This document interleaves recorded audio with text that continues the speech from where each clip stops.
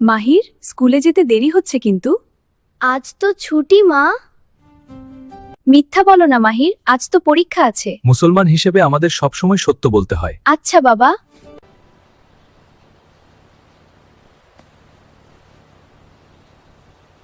দোকানদার নেই, একটা চকলেট নিলে কেউ টের পাবে না? একটু নিলেই বা কি হবে? চুরি করা হারাম, আল্লাহ সব দেখেন। না রাফি, এটা ঠিক না, আমি রাখছি।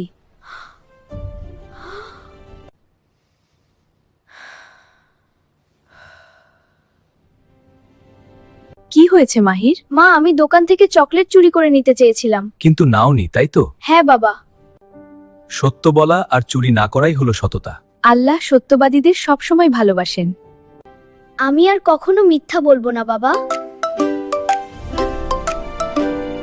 শূন্য বন্ধু শূন্য ভাই, মাহির বললে সত্যি চাই। শূন্য বন্ধু শূন্য ভাই, মাহির বললে সত্যি চাই। সত্যি কথা বলতে ভালো, মনটা থাকে হাসি খুশি আলো।